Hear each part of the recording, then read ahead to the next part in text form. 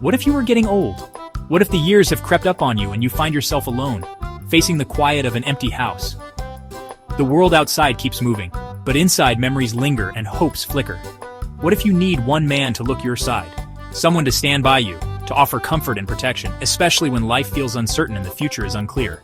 Your future depends on him. Every hope, every plan, every dream seems to rest on whether he will be there for you, or if you must face the world alone. This was Ruth's situation. She lived in Moab, a country just recovering from famine. Times were hard. Finding food was a daily struggle. Each day brought new challenges, and survival was never guaranteed. Ruth was a young widow. She had known love, but her husband died. She lived with her mother-in-law Naomi. Naomi was also a widow. Both of her sons had died. Together, they shared their sorrow and tried to find strength in each other. Naomi decided to leave Moab. She would return to Israel, her homeland. "Let me go back to my own people," Naomi told Ruth. She hoped for a new beginning, even if it meant starting over with nothing. "Don't ask me to leave you. Where you go, I will go. Where you stay, I will stay. Your people will be my people. Your God will be my God." Ruth's words were a promise of unwavering loyalty and love. Ruth clung to Naomi. She would not be left behind. The two women, bound by grief and love, began their journey. They left behind everything familiar. Together, they stepped into the unknown, trusting that hope and faith would guide them forward. The journey was long. Each mile seemed to stretch on forever, the road winding endlessly through the barren countryside.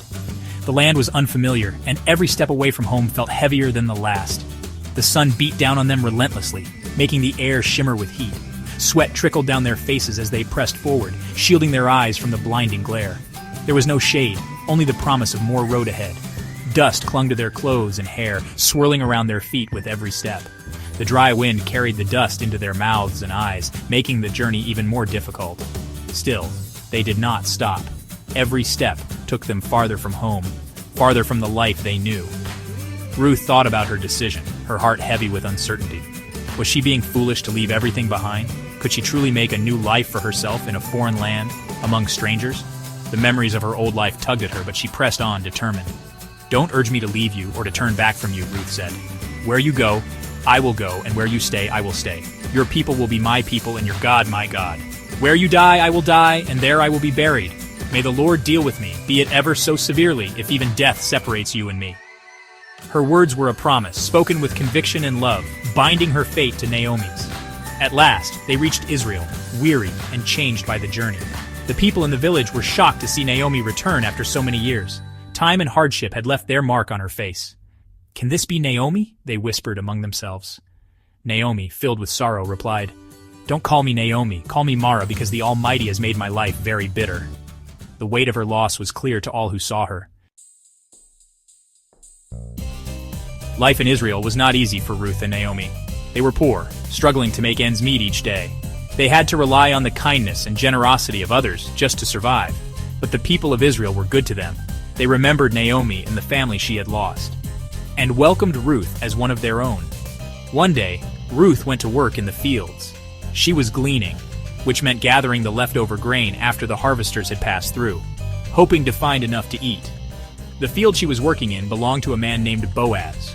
Boaz was a wealthy landowner, respected in the community, and he was also a relative of Naomi's late husband.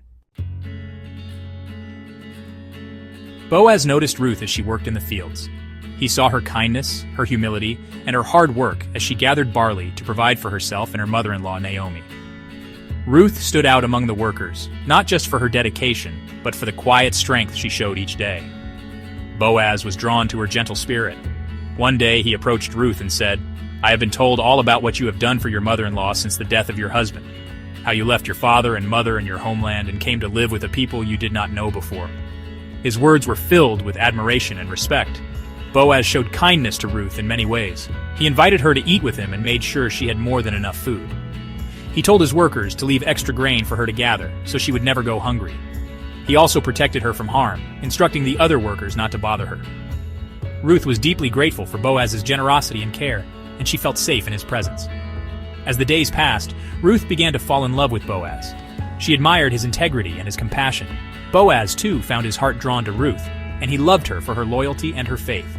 Boaz wanted to marry Ruth and build a future together, but there was a challenge they had to face. According to the custom, another man, a closer relative, had the first right to marry Ruth and redeem Naomi's family line. This man was a closer relative to Naomi's late husband, and tradition gave him the first opportunity to help the family. But after learning about Ruth and her story, the man willingly stepped aside, allowing Boaz to marry Ruth and take on the responsibility of caring for Naomi's family. The people of Bethlehem rejoiced at the news. They blessed Boaz and Ruth, saying, "May the Lord make the woman who is coming into your home like Rachel and Leah, who together built up the family of Israel. May you have standing in Ephrathah and be famous in Bethlehem," they prayed, wishing the couple a future filled with honor and happiness. Boaz and Ruth were married in a joyful celebration, surrounded by friends and family in the fields where their story began.